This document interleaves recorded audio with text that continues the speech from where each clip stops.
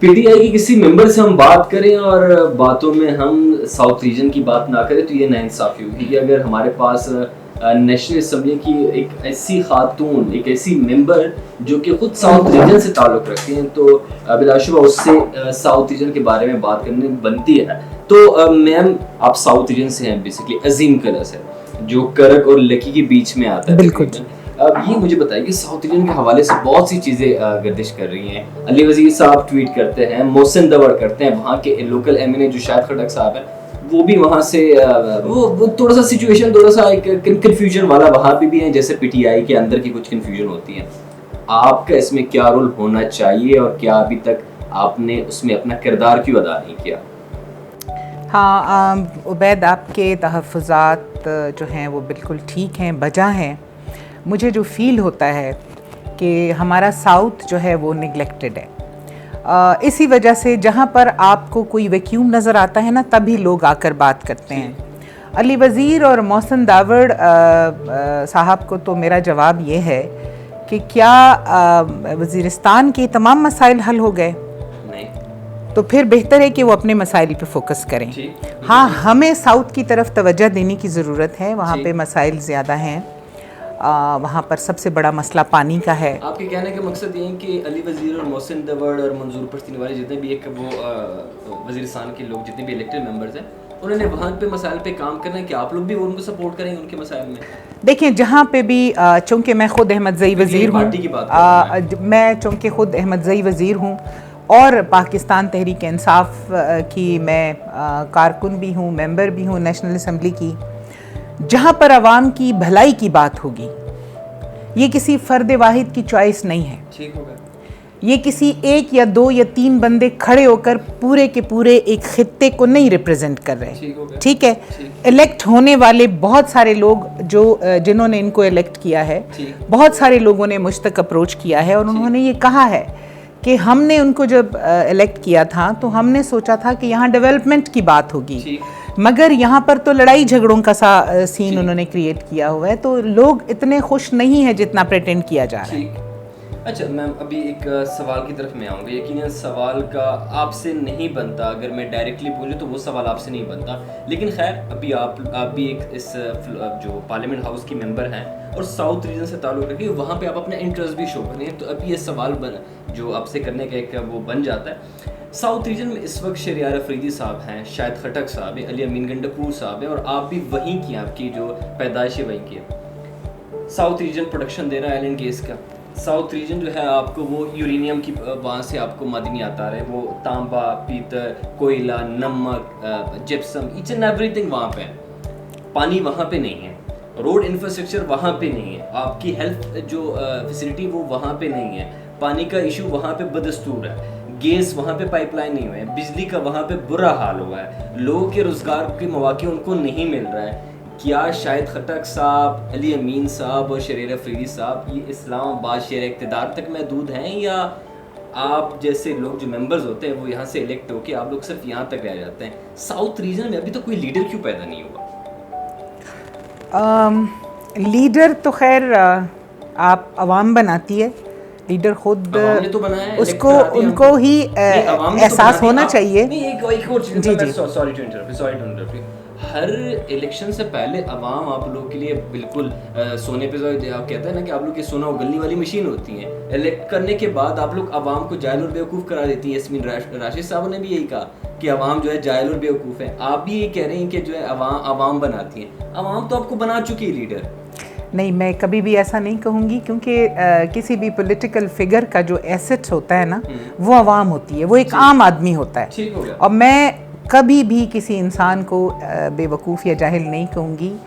कुछ होता है, आपका एक्सपोजर होता है, आप तालीम आपने हासिल की होती है, कुछ आपको मौक़े मिलते हैं, आप अपने आप को रिप्रेजेंट करते हो जिस भी तरीके से, तो ज़रूरी नहीं है, हर एक शख्स की राय अहम होती है, चाहे मैं उससे मुत्तफिक हूँ या ना हूँ। हम सवाल से हट रहे हैं, दोबारा मैं आपको उसी तरफ लेके आऊँगा। मैम, साउथ रीजन की, स्पेसिफिकली साउथ रीजन की बात करेंगे, वहाँ पे जितने इश्यूज मैंने अभी आपको मेंशन करा है, उस पे क्या शाहिद खटक साहब, अली अमीन साहब और शहरियार अफरीदी साहब हैं, उनमें से भी मैं स्पेसिफिकली शाहिद खटक साहब की बात कर रहा हूँ। आप रिजर्व सीट पे, यहाँ पे आप लोगों को सारा कुछ पता होता है कि फ्लोर ऑफ द हाउस क्या चीज़ें चल रही होती, वहाँ के मसाइल क्यों अभी तक हल नहीं हो रहा है? उबैद, बात यह है कि मेरा ख़ुद ताल्लुक़ है वहाँ से बेशक, लेकिन मेरा इतना जाना हुआ नहीं है क्योंकि मेरे कुछ हेल्थ इश्यूज़ थे जब से मैं असम्बली में आई हूँ। 1 साल डेढ़ मेरा जो है उनको क्योर करने में ही लग गया। लेकिन आपकी बात बिल्कुल ठीक है, जिन अवाम ने जिन अपने नुमाइंदों को मुंतखब करके भेजा है तो उनकी शिकायत बजा है, उस तरह हम उनके मसाइल को एड्रेस नहीं कर पाए। कहीं ना कहीं कोई कमी खामी रह गई है। और दूसरा ये कि साउथ के अनफॉर्चुनेटली अभी तक तो साउथ को किसी ने टच ही नहीं किया। साउथ में जितने भी पहले इलेक्ट होते रहे हैं, वो चाहे वो MMA की पार्टी से हैं या जमात इस्लामी के थे या जितने भी लोग थे, पाकिस्तान तहरीक इंसाफ में इतनी नुमाइंदगी पाकिस्तान तहरीक इंसाफ को नहीं मिली। इनको पहली बार मिली है और वक्त के साथ साथ इंशाल्लाह उनको मसाइल की समझ भी आएगी और उसको हल करना भी चाहेंगे। मगर ये है कि हाँ, अभी बहुत सारा काम करना बाकी है। अगर आपसे मैं पर्सनली पूछूं, आप चूंकि रिजर्व सीट में, मैं बार बार इसलिए कह रहा हूँ कि आप लोग भी कई इश्यूज़ पे काम कर रहे होते हैं, साउथ रीजन के आपके उन एम्बिशंस में हैं? बिल्कुल हैं जी, बिल्कुल मेरी प्रायोरिटीज़ में है। बल्कि खान साहब को, अगर मैं पहली मुलाकात जब मेरी खान साहब से हुई थी असम्बली में आने के बाद, तो अगर खान साहब को ज़ाहिर है मसरूफ़ बहुत होते हैं, उन्हें याद हो या ना हो, पर मैंने उनसे कहा था कि हमारा साउथ बहुत निगलेक्टेड है खान साहब। और असम्बली में सबसे पहला क्वेश्चन जो मैंने उठाया था वो इंडस हाईवे के हवाले से उठाया था कि कब उस पर काम होगा और वो कब कंप्लीट होगी, क्योंकि वो सिंगल रोड है और वहाँ पर एक्सीडेंट बहुत ज़्यादा हैं। तो इस वजह से जो है ना, वहाँ उस रोड की तामीर जो है ना वो साउथ में नई जान डाल सकती है साउथ रीजन में। एक और चीज़ मैं आपसे अंदर की बातें जानने की कोशिश करूँगा। हर इलाके के, हर खित्ते के जो लोग होते हैं, MNAs होते हैं, वो कलेक्टिवली आके कोई प्रोजेक्ट इनिशिएट करते हैं, कलेक्टिवली आके किसी रीजन के लिए कोई डेवलपमेंट प्रोजेक्ट्स करते हैं। हमारे साउथ रीजन के लोग अभी तक इकट्ठे क्यों नहीं हुए? वो एक पेज पे आके कोई प्रोजेक्ट क्यों नहीं इनिशिएट करते? क्या उनके आपस के इख्तिलाफात होते हैं या जेलसीपन ज़्यादा होता है? नहीं, जेलसी भी नहीं है, इख्तिलाफात भी नहीं है, शायद प्रायोरिटीज़ का फ़र्क है और कुछ नहीं है ऐसा। क्या मतलब प्रायोरिटीज़ का फ़र्क है? प्रायोरिटीज़ का ये है कि हर एक शख्स शायद अपने हल्के ही तक, देखें साउथ भी कोई छोटा रीजन तो नहीं है, आप जानते हैं। अब अली अमीन साहब हैं, वो DI खान से इलेक्ट होके आए हैं, उनकी पूरी तवज्जो है, उस पर काम कर रहे हैं, वो माशाल्लाह अच्छे हैं, एक्टिव हैं। शाहिद खटक करक तक हैं, और करक तो बहुत बड़ा एरिया है, आपको पता है ऑयल और गैस की वजह से उसको तो इम्पोर्टेंस भी बहुत है इस खित्ते में। लेकिन ये है कि नहीं, हमारे लिए बहुत अहम है। रॉयल्टी इतनी कमा के दे रहा है जी, वो तो हमारा कमाने वाला बच्चा है। कमाने वाला बच्चा है, किसके लिए ज़्यादा प्रायोरिटी रख रहा है? प्रायोरिटी हम सबकी है, खान साहब की भी है। और क्या इश्यूज है? जी बिल्कुल, खान साहब को फिंगर टिप्स पे उनको याद हैं। और खान साहब ने आके जब विज़िट भी किए थे इलेक्शन से पहले, तो उनको सबसे पहले मसाइल की ही उनसे बात हुई थी। और खान साहब रीजनल जब मैं आपको इंटरप्ट करूँ, क्या खान साहब को ये पता है कि इस वक्त अगर गवर्नमेंट DH के अस्पताल करक में अगर 200 पेशेंट से ज़्यादा हो जाए तो वहाँ पे ऑक्सीजन की कमी हो जाती है। करक के तहसील बांडा दऊचा जो कि पूरे कोहाट डिवीजन को 40% से ज़्यादा प्रोटेक्शन दे रहा है, वहाँ पे इमरजेंसी स्टेजेस के अलावा कोई बंदा सिविल अस्पताल में वो कदम भी नहीं रख सकता। क्या खान साहब को ये भी पता है कि बांडा दऊचा के करक के तहसील बांडा दऊचा कि टीरी जो कि नवाब ऑफ टीरी ऑन स्टेट के तौर पे जाना जाता है, उसके सिविल अस्पताल में इस वक्त बिजली और वॉशरूम तक नहीं है? क्या उनको ये भी पता है कि वहाँ पे पीने के लिए पानी नहीं है? क्या उनको ये भी पता है कि वहाँ पे बिजली और गैस नहीं है?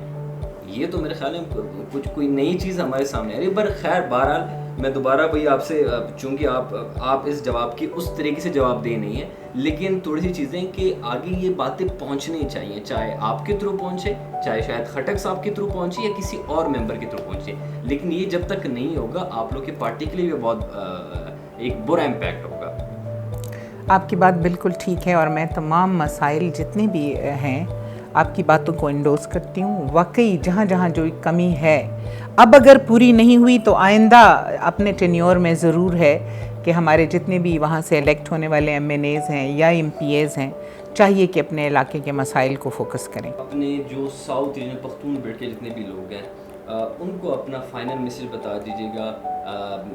इस सेगमेंट को हम यहीं पे क्लोज करेंगे कि आप उनके लिए क्या आगे फ्यूचर में क्या एम्बिशंस रख रहे हैं, क्या आप आगे उनके लिए काम करना चाहती हैं साउथ रीजन के हवाले से स्पेशली, कि उनके लिए आपने जो वहाँ पे रोज़गार का इशू है, वहाँ पे उनके बेसिक इश्यूज़ का मसला चल रहा है और लोग किसी ऐसे लीडर की तरफ देख रहे हैं जो उनके मसाइल आगे हुकाम बाला तक पहुँचाए। शायद इमरान खान साहब पे किसी को शक नहीं है, लेकिन वहाँ तक आवाज़ सही नहीं पहुँच रही। तो आप क्या मैसेज देना चाहेंगी अपने पख्तून बेल्ट के लिए? पख्तून बेल्ट सिर्फ जो है हमारा साउथ का ही नहीं है, पख्तून तो ओवरऑल केपी का है। अगर हम खाली स्पेसिफिकली पख्तून की बात करें तो मैं चूँकि मैं 2 सूबों से एट अ टाइम बिलोंग करती हूँ, अपब्रिंगिंग मेरी बलूचिस्तान में है, 4 फादर मेरे जो हैं वो केपी के हैं और अहमद ज़ई वज़ीर बेल्ट से हम ताल्लुक़ रखते हैं। मुझे सिर्फ जो बहुत तकलीफ़ होती है कि हमारा जो पख्तून है उसको हमेशा तोप के दहाने पे क्यों रखा जाता है। अगर वहाँ डेवलपमेंट की बात होती है उनके इलाके में तो कुछ लोग जैसे कि अब अली वज़ीर हैं या मौसन दावड़ हैं या उस तरह के कुछ थोड़े से करैक्टर्स लोगों को मिसगाइड करना शुरू कर देते हैं। देखें, खून बहा बहुत हो गया, तकलीफ़ें बहुत झेली, बहुत सारी माओं ने अपने बच्चों के जनाजे उठा लिए। बहुत सारे आप सोचें कि वज़ीरिस्तान से जो लोग माइग्रेट करके आए थे उन्होंने, वो ठंडे इलाके के लोग, वो अपनी आसाइशों के साथ ज़िंदगी गुजारने वाले लोग, वो इज़्ज़तदार, वो जिनके शिमले बड़े ऊंचे हुआ करते थे, वो लोग आके दरबदर हो गए। उन्होंने कुर्बानी दी है इस पूरे पाकिस्तान के लिए, इस मुल्क के लिए। अब अगर वहाँ कहीं पे अमन आया है तो खुदारा उस अमन को बरकरार रखा जाए, लोगों को मिसगाइड ना करें, लोगों को अपॉर्चुनिटी दें, लोगों को हेल्थ की जो है कि सहूलियात दें, इंफ्रास्ट्रक्चर दें, उनके बच्चों को स्कूल या अच्छी या हायर एजुकेशन तक उनकी जो है उनकी एक्सेस बनाएं, उनको रसाई दें तालीमी इदारों तक। उनकी डेवलपमेंट के लिए जो हो सकता है हम उनके साथ हैं, मगर खुदा के लिए चीज़ों को मुतनाज़ा करके लोगों को कन्फ्यूजन में ना डालें। बिल्कुल आपने सही कहा। ये थी हमारे साथ नेशनल असम्बली की मेंबर जनाब ज़िल्ले हुमा साहिबा और उन्होंने बड़ी ज़बरदस्त बातें की। जो कई दफ़ा हमारे हम लोगों को इलेक्ट कर देते हैं लेकिन वो आवाज़ नहीं पहुंचा पाते जो उनको पहुंचानी चाहिए अपनी गवर्नमेंट के लिए, हुकाम बाला तक। तो यकीनन जैसा मैं मैम के साथ भी बैठ के बात कर रहा था तो मुझे एहसास हुआ कि जिस तरह इनके इनिशिएटिव्स हैं, ये जिस तरह सोच रही हैं, काश हमारे बाकी मेंबर्स भी इस तरह सोचते हैं और ये लोग मिल के काम करते तो शायद बहुत अच्छे तरीके से ये लोग जो है वो आगे डिलीवर कर पाते। आज का जो हमारा लाइव विद उबैद यूसुफ खान में मैम के साथ जो टाइम था वो हमारा ख़त्म हो जाता है। आइंदा मैं एक और मेंबर के साथ, एक और पार्लिमानी मेंबर के साथ पख्तून बेल्ट की इश्यूज़, पंजाब की इश्यूज़, सराइकी बेल्ट की इश्यूज़, बलूचिस्तान की इशूज़, उनमें किसी एक इशूज़ पे हम बात करेंगे और उनके उन इलाकों की इश्यूज़ पे हम बात करेंगे और आपके सवालात जो आप लोग भेजते हैं वो उनसे पूछेंगे। तब तक दीजिएगा मुझे इजाज़त। अल्लाह हाफ़िज़।